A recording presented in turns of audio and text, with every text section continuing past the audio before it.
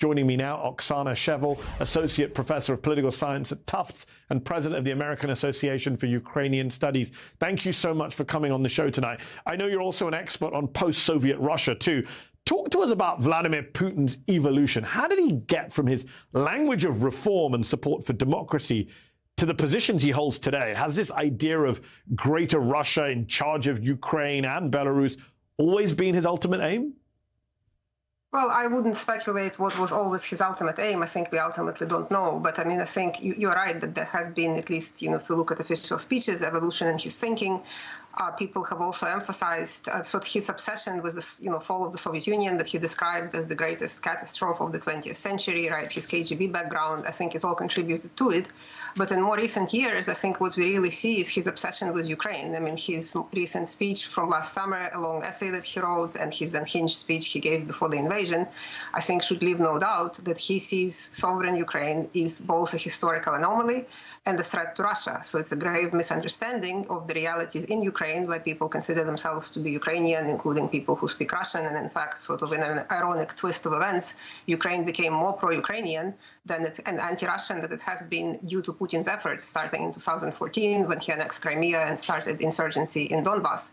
So now I think everybody should be clear-eyed that whatever his views may have been, in the earlier years of his rule, now he's basically dead set on destroying Ukrainian sovereignty. And given the resistance of Ukrainians that we had seen, given the capacity of Ukrainian army, that again was underestimated just much like capacity of the Russian army was overestimated, given the help that Ukraine is receiving, including military help, and absolute resolve of the Ukrainian people to fight. I mean, I would go as far as saying that I think there are only two possible outcomes.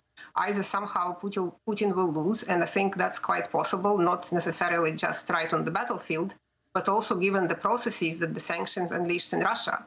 The joke now is that he already recreated the Soviet Union with, international isolation, lines for basic goods, freedom, lack of freedom, and so forth. People are leaving from Russia to Finland. The trains are packed. So we, I think, should be watching closely what's going to happen within Russia. Ukrainian resistance will continue no matter what. So I just wanted to wrap up, the two possibilities, as I said. Either Ukraine would be completely leveled, so that would be something that the West would live with, a country of 44 million literally annihilated in the heart of Europe, or Putin will have to lose.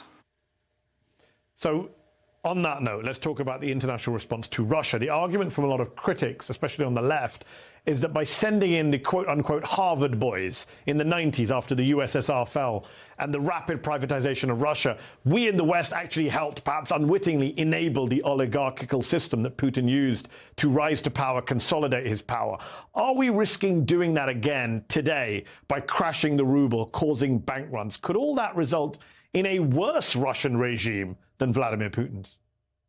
Can you imagine something quite worse? I think at this point, we don't even know what would trigger potential nuclear escalation from him, right? He already is threatening the use of nuclear weapons. We don't know what exactly that, would trigger that.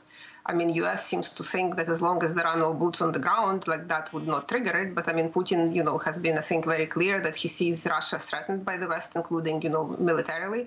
So we don't really know that. So no, I guess I personally do not buy this argument. Yes, I think we can certainly have a long discussion about what Western advisors did, in Russia, like which advice was correct and incorrect and so forth.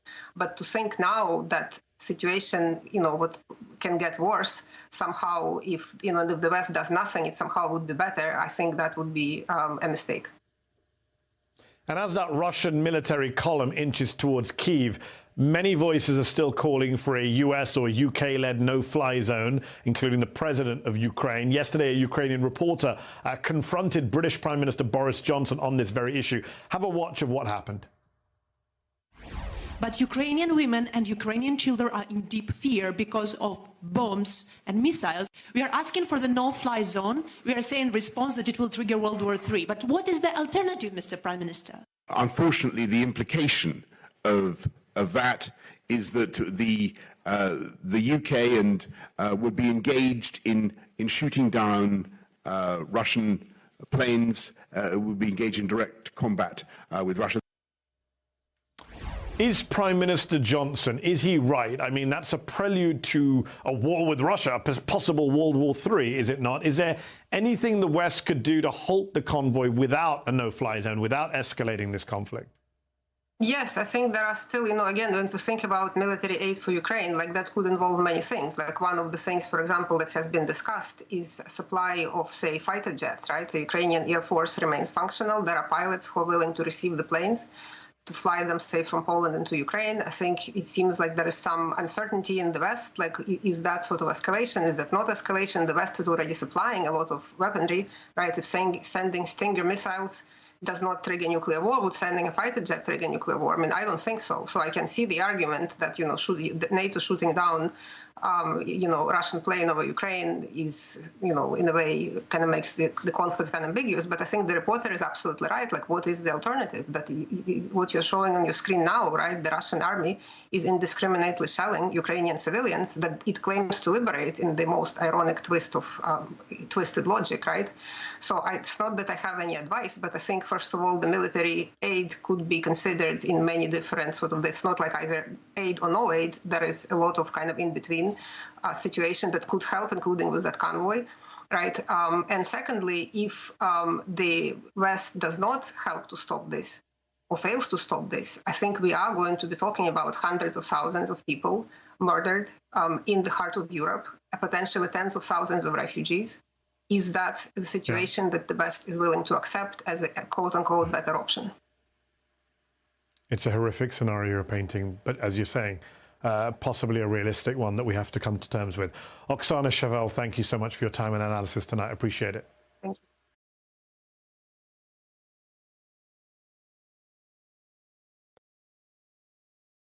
Hi, I'm Mehdi Hasan. Thanks for checking out our channel on YouTube. You can see more of the Mehdi Hasan Show by clicking on any of the videos on this screen, and make sure you subscribe below to stay up to date on the day's biggest stories.